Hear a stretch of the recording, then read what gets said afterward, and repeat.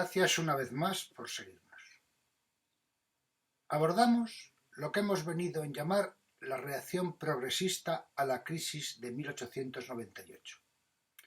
Utilizamos el término progresista como un denominador común por su sentido de rechazo a la posición ante el desastre de los distintos bloques sociales que habían quedado excluidos del turnismo del poder implantado por el régimen de la Restauración canovista. Recogemos las siguientes reacciones. Se dio un reforzamiento de los movimientos nacionalistas en Cataluña y el País Vasco. Hubo un avance de los partidos republicanos y de los movimientos obreros. Se expandió el anticlericalismo. Se incrementó el desprestigio de los militares y, en términos generales, se produjo una pérdida de la credibilidad de la clase política en su conjunto. Vamos a ello.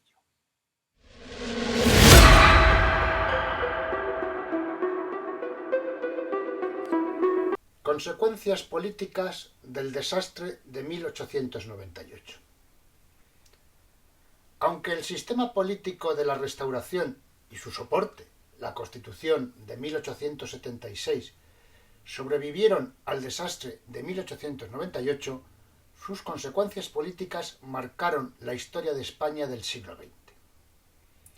Ya hemos hablado de la reacción conservadora, de la renovación del Partido Conservador, proyectada por Francisco Silvela y continuada por Antonio Maura, por una parte, y por otra, del movimiento regeneracionista de Joaquín Costa, óptimo, vital y excesivamente optimista en sus planteamientos, que no pudieron llevarse a cabo, pero que posteriormente fue utilizado como justificación de las dictaduras de Primo de Rivera y Franco. Sí es cierto que en septiembre de 1898, desde las instancias radicales del conservadurismo, se invitó al general Camilo Polavieja a que diera un golpe de Estado. Él, que había sido ayudante de Martínez Campos, fiel al espíritu de la Restauración, tras pedir permiso a la reina regente, que se lo negó, no siguió adelante. En los distintos bloques excluidos del turnismo del poder del régimen de la Restauración se dieron las siguientes reacciones. Reforzamiento de los movimientos nacionalistas en Cataluña y País Vasco. Avance de los partidos republicanos y de los movimientos obreros. Expansión del anticlericalismo. Incremento del desprestigio de los militares. Y finalmente, pérdida de credibilidad de la clase política de la Restauración en su conjunto.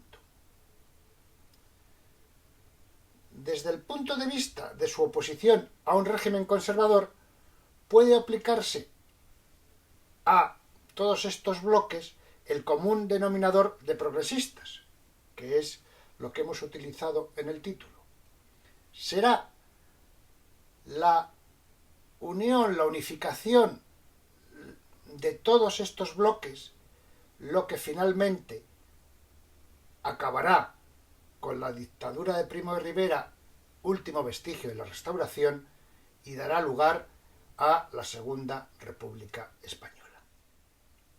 Reforzamiento de los movimientos nacionalistas. El caso de Cataluña.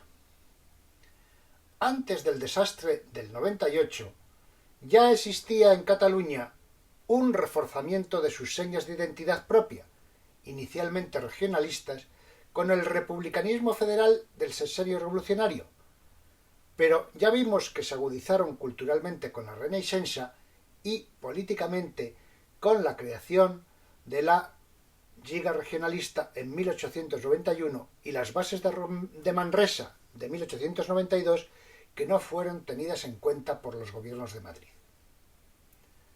La derrota en la guerra con los Estados Unidos demostró las limitaciones del régimen de la Restauración y se cuestionó de manera total las imposiciones a una periferia más desarrollada económicamente y, en consecuencia, con un mayor peso de la burguesía. El sistema de manipulación electoral basada en el caciquismo encuentra cada vez más dificultades debido al crecimiento de la población urbana entre la que los partidos van adquiriendo cada vez más importancia. En 1906 estalló una grave crisis en Cataluña. La victoria de la Lliga Regionalista de Francesc Cambó y Prat de la Riba en las elecciones locales de 1906 alarmó al ejército, que veía en peligro la unidad de España. Los comentarios satíricos contra el ejército de alguna publicación barcelonesa llevaron a que 300 oficiales asaltaran e incendiaran las imprentas. La reacción del gobierno fue ceder ante el ejército. En 1906 se aprobó la Ley de Jurisdicciones, que identificaba las críticas al ejército como críticas a la patria y pasaban a ser juzgadas por la jurisdicción militar. La reacción pública fue inmediata. Una nueva coalición, Solidaridad Catalana, consiguió una clara victoria electoral en 1907, reduciendo drásticamente la representación de los conservadores y liberales en Cataluña. Reforzamiento de los movimientos nacionalistas, la cuestión vasca. Previamente al desastre del 98, en la zona más industrial de las provincias vascongadas, Vizcaya, había surgido el nacionalismo vasco. Se pueden encontrar dos raíces. Una de reivindicación de los fueros, suprimidos formalmente por Cánovas del Castillo en 1876, tras el fin de la Tercera Guerra Carlista. Lo que representaba una agrupación de la burguesía vasca en defensa de sus intereses. La otra, en una sociedad profundamente católica, tiene que ver con un rechazo al socialismo. Como zona industrial, Vizcaya y muy especialmente Bilbao reciben emigrantes de otras regiones, obreros, que convierten a aquella provincia en el primer bastión del socialismo. El violento rechazo de esos emigrantes, maquetos, enarbolados por el Partido Nacionalista Vasco, creado por Sabino Arana y su hermano Luis en 1895, tiene los mismos visos de repulsión al emigrante que hoy en día se plantea la extrema derecha europea y norteamericana. Por otra parte, el historiador Juan Pablo Fusi sostiene que el nacionalismo vasco va más allá de la reivindicación de los fueros. Dice que ambicionaba reuscaldurizar una sociedad profundamente castellanizada, con unos fueros que, en definitiva, eran un pacto de acatamiento al poder del rey, y que tras la victoria electoral de 1901 en Cataluña de la Lliga, siguen su ejemplo. Sabino Arana ya había resultado elegido diputado por Vizcaya en 1898. En 1907 conseguían la alcaldía de Bilbao, pero retrasaron presentarse a las elecciones generales hasta el año 1918, en las que lograron 6 escaños, porque presentarse a las elecciones generales representaba reconocer la soberanía de las Cortes españolas.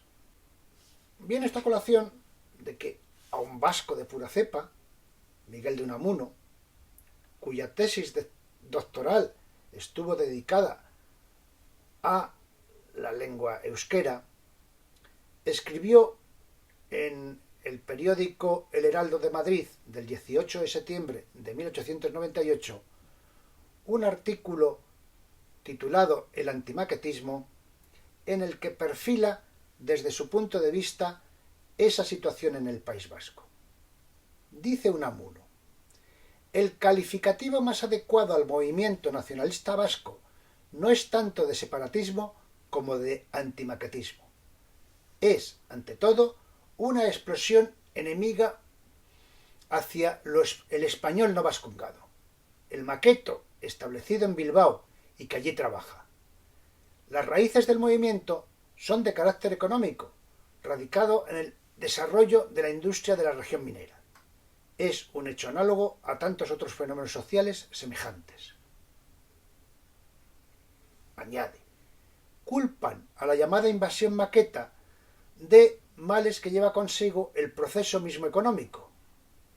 Es la cantinela de siempre, basada en profunda ignorancia del dinamismo social, ignorancia que es la base del movimiento antimaquetista, cuyo actual cabecilla, Sabino Arana, aunque no de talento, carece en absoluto de sentido histórico, a pesar de las historias que tiene atiborradas en la mollera, y muestra en sus escritos un ayuno completo de cultura científica en cuestiones sociales.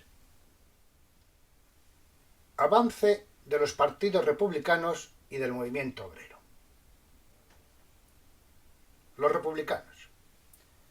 Desde la restauración de Alfonso XII, el republicanismo español llevó a cabo su propio vía crucis, muy dividido en distintas facciones, como ya comentamos sobre el final de la Primera República: federalistas, krausistas, un mare magnum.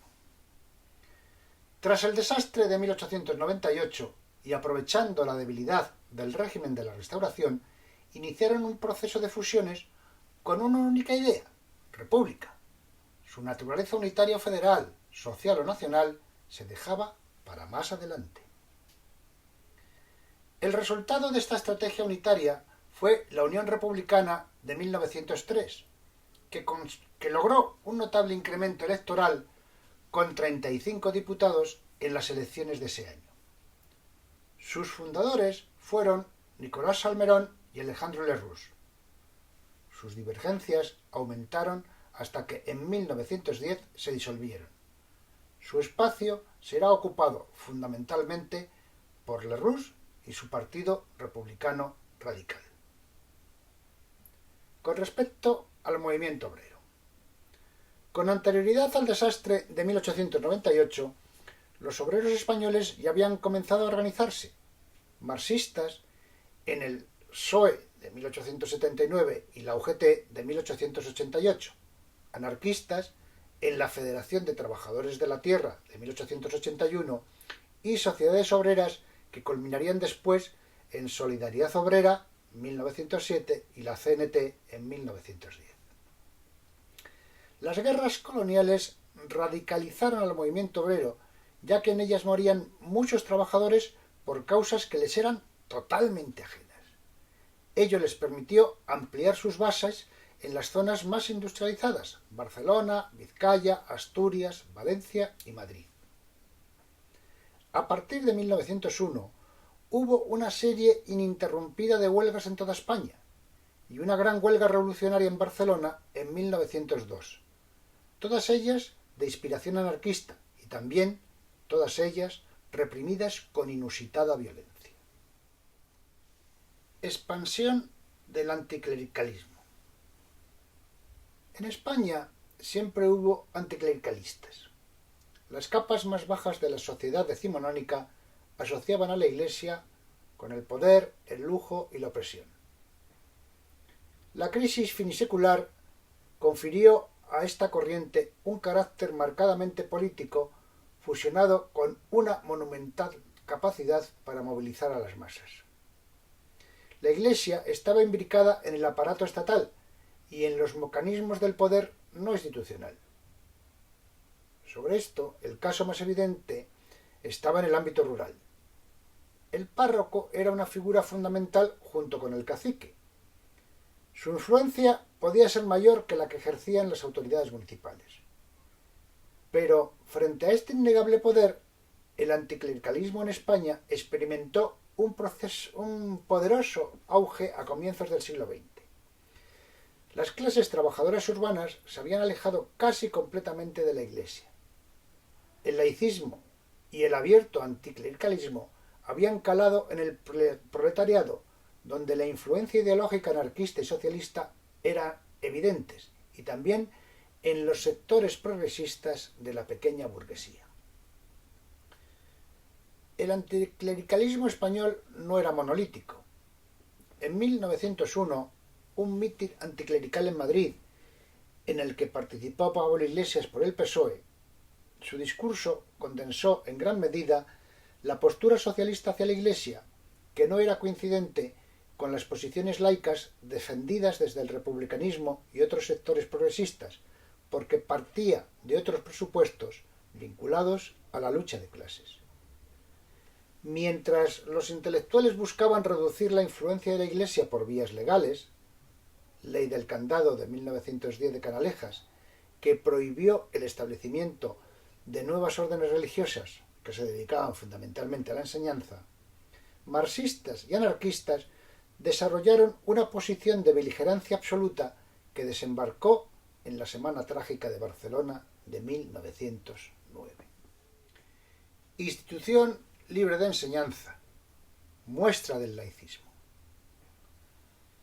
La Institución Libre de Enseñanza, o ILE, fue un proyecto pedagógico que se desarrolló en España durante medio siglo, 1876-1936, inspirado en la filosofía krausista, un filósofo alemán idealista como Hegel, que propugnaba idealismo, es decir, fundamentalmente racionalidad, libertad y responsabilidad individual. El krausismo fue introducido en la Universidad Central de Madrid por Julián Sanz del Río y tuvo una importante repercusión en la vida intelectual de la nación española, para la que desempeñó una labor fundamental de renovación. Apoyaron y secundaron el proyecto intelectuales de la talla de Joaquín Costa, Leopoldo Alas Clarín, José Ortega y Gasset, Gregorio Marañón, Ramón Menéndez Pidal, Antonio Machado, Joaquín Sorolla, Augusto González de Linares, Santiago Ramón y Cajal o Federico Rupio, entre otras personalidades comprometidas en la renovación educativa, cultural y social. La Institución Libre de Enseñanza fue fundada en 1876 por un grupo de catedráticos, entre los que se encontraba Francisco Giner de los Ríos, Gumersindo de Azcárate y Nicolás Salmerón, separados de la universidad por defender la libertad de cátedra y negarse a ajustar sus enseñanzas a los dogmas oficiales en materia religiosa, política o moral. El influjo de la Institución Libre de Enseñanza recorre las 3 primeras décadas del siglo XX. La renovación cultural y social impulsada por los institucionalistas se hace patente en la Junta de Ampliación de Estudios, que envió estudiantes a completar estudios en el extranjero, lo que favoreció el intercambio cultural con el resto del mundo, y en el Instituto Escuela, que se dedicó a estos principios en la enseñanza secundaria, o en la Residencia de Estudiantes, que tuvo también una importancia fundamental como agrupación de la intelectualidad española. ¿Pero qué era el Instituto Escuela? Pues propugnaba una escuela sin deberes ni libros de texto y en la que el juego es obligatorio. Profesores muy cualificados que acompañan a los alumnos como guías en un aprendizaje sin fin. Estudiantes educados en el amor a la naturaleza, la ciencia, los deportes, las artes, formados en idiomas y a los que se invita a ser autónomos y pensar por sí mismos. Imagínense las diferencias con respecto a la educación en manos de religiosos, que era la imperante en la época por ese predominio de órdenes religiosas que se habían instalado en España con ese fin. Todos estos principios pedagógicos de la Institución Libre de Enseñanza, que resuenan rompedores y pegados a nuestros días, fueron ideados y trasladados a la práctica por el docente, filósofo y ensayista Francisco Giner de los Ríos, Ronda, Málaga, 1839, Madrid, 1915, a principios del siglo XX, a través de la fundación de la Institución Libre de Enseñanza y de sus colegios e institutos satélites. Incremento del desprestigio de los militares. Las Fuerzas Armadas habían sufrido directamente las consecuencias del desastre del 98. La derrota, 60.000 muertos, 150.000 inválidos y cientos de millones de pesetas perdidos. Los militares sentían que la clase dirigente y el país en general no les apoyaban lo suficiente. Marruecos parecía brindar un potencial consuelo a la pérdida de Cuba, Puerto Rico y Filipinas. Tras invocar a Isabel la Católica y el recuerdo de las hazañas del general Prim en la guerra de 1859, figuraba igualmente, y quizás con más importancia, la oportunidad de dar ocupación a los mandos del ejército, compuesto por 529 generales y 23.000 oficiales. La guerra de Marruecos nunca fue popular por los desastres que causó, por el alto número de bajas que se produjo, derrotas del Barranco del Lobo en 1909 y desastre de Anual en 1921, y por el mantenimiento de los privilegios en el reclutamiento. Los soldados de reemplazo podían eludir ir a la guerra pagando una cuota, a la que no tenían acceso, sobre todo pues la gente pobre, los obreros y los campesinos. Además, en el ejército se sentía que el empuje de los regionalismos y nacionalismos, especialmente el catalán, suponía una amenaza a la unidad de la patria. La explosión del movimiento obrero también era vista con temor por los cuarteles. El embarque en 1909 en el puerto de Barcelona de tropas de reemplazo destinadas a Melilla provocó el estallido de la Semana Trágica, un acontecimiento decisivo para la vida política española, que veremos con detalle más adelante. La carrera imperialista africana se había iniciado en la Conferencia de Berlín en 1884, entre las grandes potencias europeas, Francia, Gran Bretaña y Alemania, para ocupar el sur del Mediterráneo. La acción española en Marruecos fue siempre subalterna de las grandes potencias. El acuerdo de 1904 entre Francia y España fijó las zonas de influencia de ambos países, el sur rico agrícola para Francia, el norte desértico y pedregoso y montañoso, con bereberes mucho más violentos para España.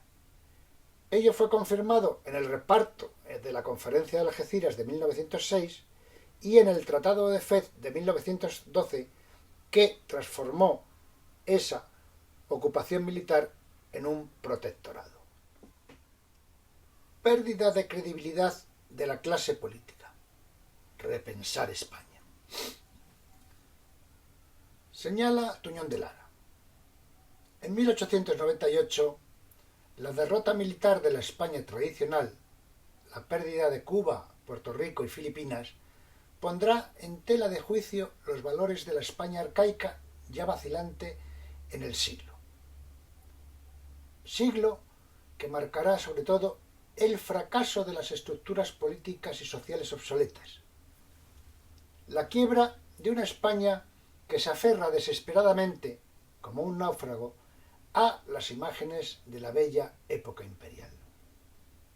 Esta misma España, que rechazó la modernidad, quedó bajo la tutela de los latifundistas y sus caciques, amos de los dos partidos en el poder, conservadores y liberales, elegidos gracias a la Puerta del Sol, sede del Ministerio del Interior o de la Gobernación en aquella época. Sin colonias, sin dinero o casi sin dinero, llegó el momento en el que tendríamos que afrontar la verdad, en que tendríamos que repensar España.